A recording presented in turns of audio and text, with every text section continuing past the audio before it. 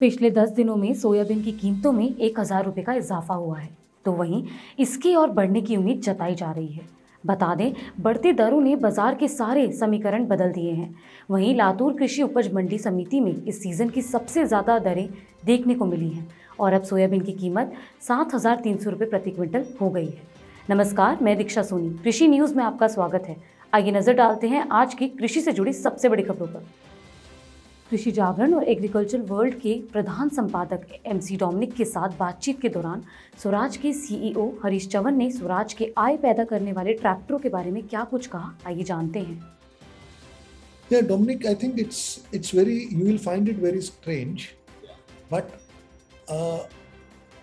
just I said, geography-wise, our market share is same. Yeah.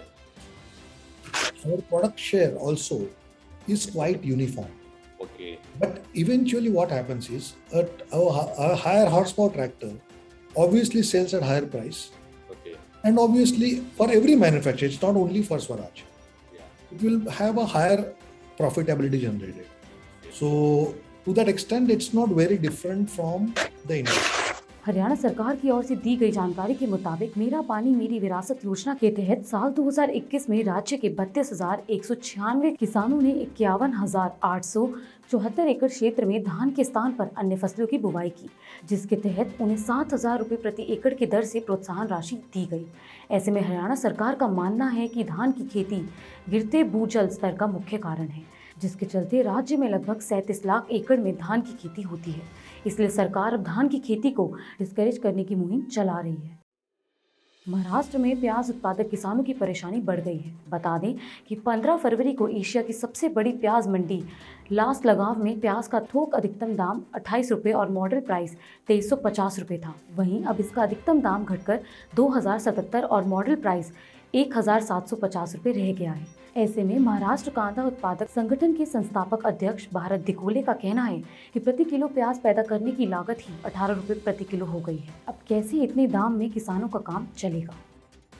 केंद्रीय कृषि एवं किसान कल्याण मंत्री नरेंद्र सिंह तोमर ने CII NCDEX FPO समिट की शुरुआत करते हुए कहा कि देश में 6,865 करोड़ रुपए के खर्च से 10,000 नए कृषि उत्पादक संगठन बनाने की योजना तेजी से आगे बढ़ रही है, जिससे करोड़ों छोटे किसानों को बहुत सुविधा होगी।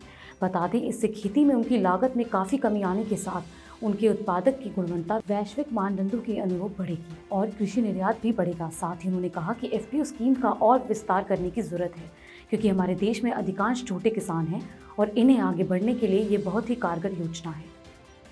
प्रकृति की बेरुखी के कारण फलों के बागों को भारी नुकसान पहुँच रहा है, जिसको देखते हुए प्रशासन ने किसानों को मदद का आश्वासन दिया था, लेकिन कुछ फसलों को बीमा कंपनियों द्वारा योजना से बाहर रखा गया था। ऐसे में महाराष्ट्र सरकार ने किसानों का बढ़ता संकट देख एक अहम फैसला लिया है। बता दें, राज्य में बीमा कंपनियों को फसलों के लिए 17 करोड़ रुपए का प्रीमियम देने की मंजूरी दे दी गई है।